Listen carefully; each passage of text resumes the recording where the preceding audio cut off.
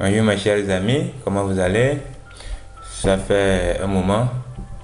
Vraiment, je tiens à vous remercier pour toute la confiance que vous placez à moi. N'hésitez pas à poser toutes vos questions. Donc dans cette partie, nous allons essayer d'ajouter une petite fonctionnalité à notre application suite à la demande d'un de nos abonnés. Alors, je dis encore un grand merci à mon ami qui n'a pas hésité à me poser la question. Alors, dans cette partie, rapidement, qu'est-ce que nous allons faire? Nous allons essayer d'ajouter un paramètre pour l'impression de notre état. Donc, par exemple, on va ajouter catégorie ici, par exemple. Donc, on choisit la catégorie et on clique sur imprimer. Ça va nous imprimer quoi? La liste des articles d'une catégorie spécifique. Voilà. Donc, pour le faire, la première des choses, c'est de mettre en place l'état, d'accord, avec une requête pour éliminer et sortir une catégorie spécifique. Alors, qu'est-ce que nous allons faire? Nous allons d'abord nous rendre dans notre projet, là où on avait stocké notre état qui nous permettait d'imprimer. Voilà. Donc, on avait donné le nom productlist.grxml. Donc, on va l'ouvrir. Donc, ce que moi j'ai déjà fait. Donc, vous cliquez dessus, sur ça pour l'ouvrir comme ceci. D'accord? C'est quoi ça? Voilà. Voilà. Donc, normalement, la requête est quelque part ici. Donc, vous cliquez sur ce bouton-là et pour voir la requête qui permettait d'afficher.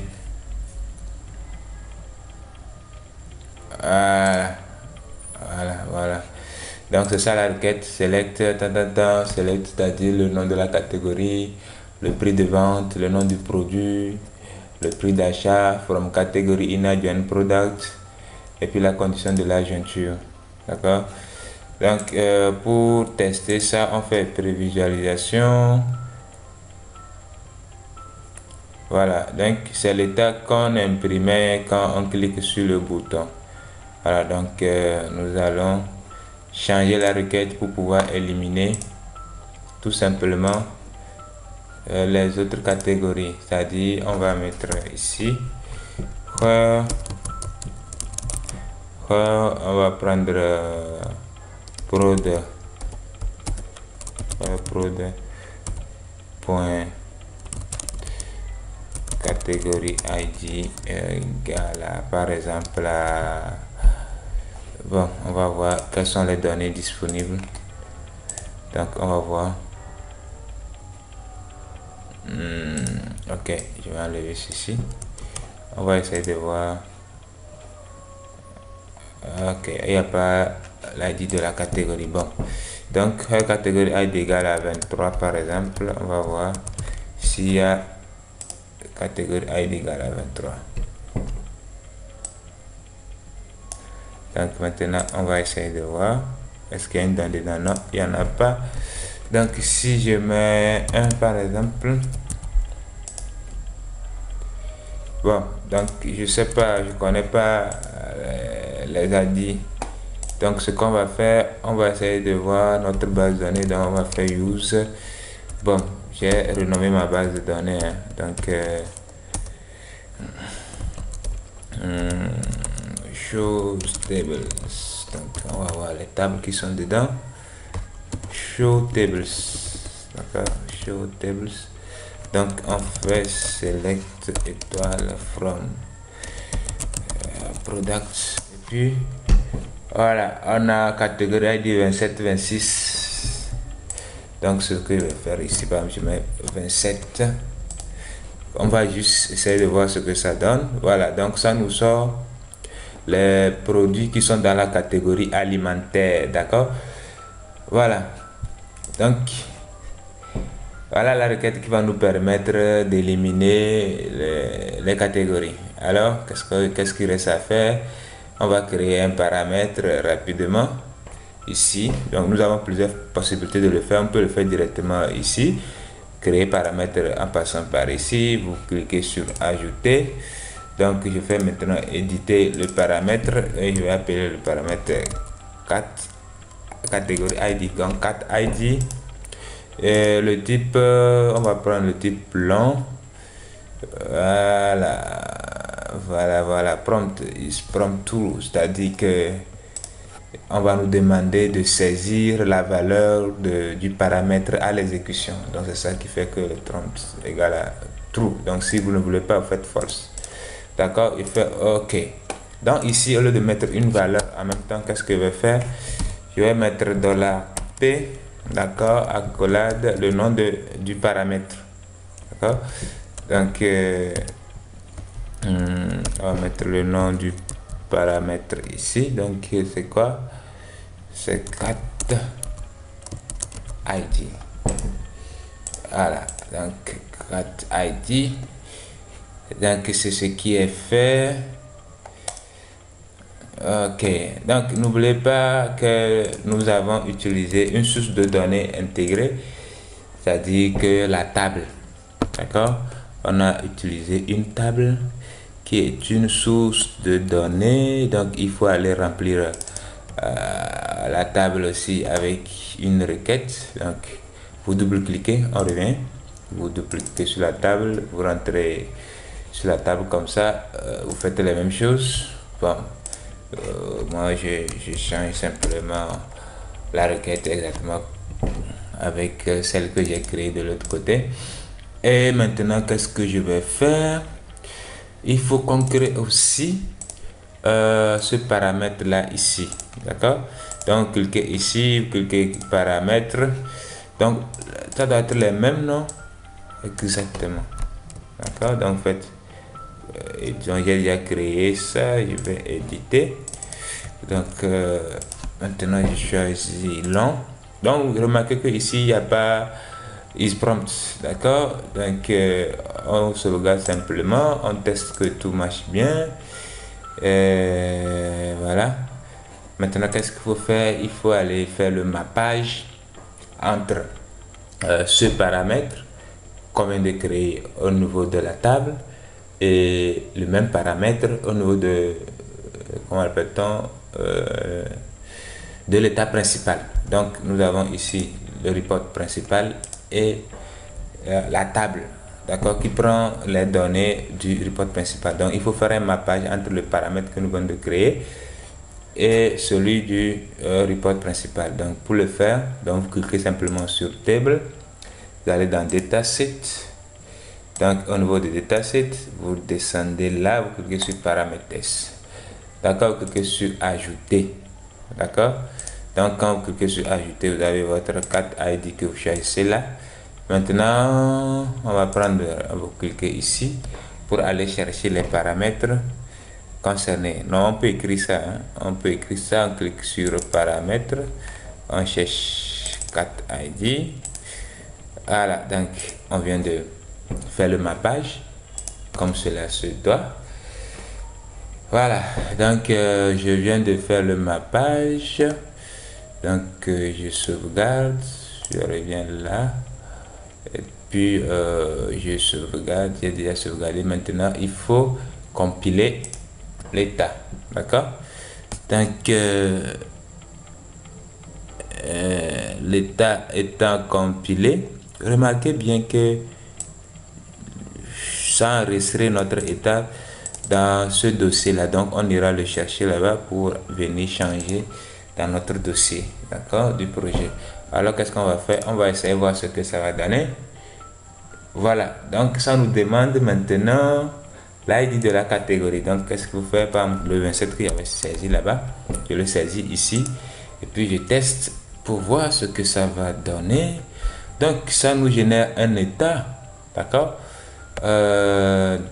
des produits de la catégorie alimentaire. Très bien. Donc étant donné que notre état est implémenté, il reste quoi à faire? Il reste à aller modifier le programme, d'accord, modifier le programme et puis le tour est joué. Donc on va aller chercher notre état ici là où il a été généré. Donc je pense que venez ici dans C, comme si je me rappelle bien, utilisateur, mon nom d'utilisateur, ici my report. C'est là-bas qu'il est parti rester. Il est où? Il est où? Product list. Voilà, je l'ai vu tout de suite. Voilà. Donc, je le prends tout bonnement. Je le copie. Et puis, je vais venir remplacer ici. D'accord? Je vais le remplacer ici. Voilà. Voilà. Maintenant que c'est fait, c'est juste celui-ci est remplacé, hein, c'est largement suffisant. Maintenant que c'est fait, qu'est-ce que nous allons faire? Nous allons maintenant aller dans notre programme. Rappelez-vous bien, on avait un service, report service implement. Donc vous allez dans le projet Spring, d'accord, et on va juste ajouter le paramètre. Donc on avait une liste de paramètres. Donc qu'est-ce qu'il faut faire? Il faut juste l'ajouter, d'accord. Donc pour l'ajouter, qu'est-ce qu'on va faire? On va simplement faire paramètres dot put. Oh merde, un instant, voilà, bon, excusez-moi, put. Donc maintenant ici ça doit être quoi? Cette partie, ça doit être le nom de notre paramètre, d'accord, le nom de notre paramètre. Donc ici c'était quoi le nom du paramètre? Il suffit de regarder ici les paramètres et puis vous allez retrouver votre paramètre. Donc pour ne pas avoir des soucis, on va juste le copier et le placer là. Maintenant, quelle sera sa valeur? Donc moi je veux juste simuler pour voir si ça marche bien. Au cas où ça marche bien, voilà, donc on modifie tout le programme. Donc étant donné que c'est une donnée de type long, je crée une donnée de type long, je fais new long. Comme c'est 27, on avait passé un paramètre, alors je passe 27 en paramètre et puis j'enregistre, d'accord. Donc ça veut simplement dire que maintenant à l'exécution, même si on fait l'interface pour choisir la catégorie en question, arrivé ici, il va associer la valeur 27 au paramètre cat_id, d'accord. Donc on va actualiser notre programme pour voir ce que ça va donner. Alors est-ce que ça a imprimé? Est-ce que c'est bon? Il y a un petit souci, ça n'a pas marché. Bon, ce qu'on va faire, on va redémarrer le serveur complètement, d'accord.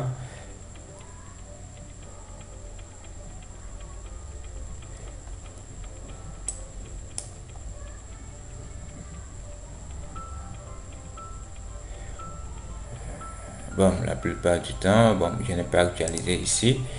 Normalement, je devrais aussi actualiser.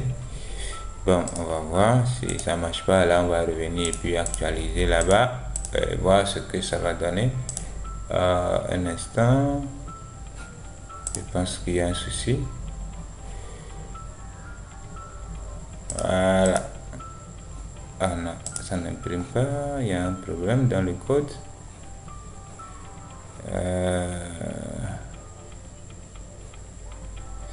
C'est quoi le souci? Un instant, je vais voir. C'est quoi le souci?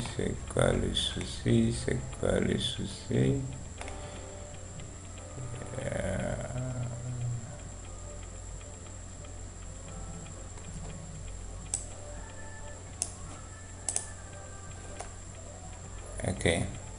Donc maintenant, je vais réessayer. Donc il fallait que le programme se recharge. Ça ne marche toujours pas. Bon, on va l'arrêter complètement. Et puis réactualiser. Voilà, bon, je vais actualiser complètement. D'accord. je redémarre le programme.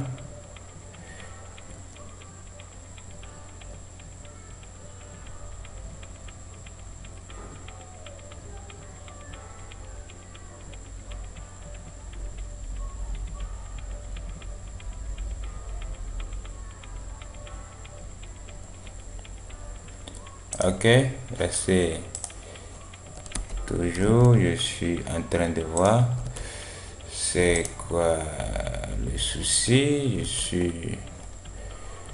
On va essayer de voir.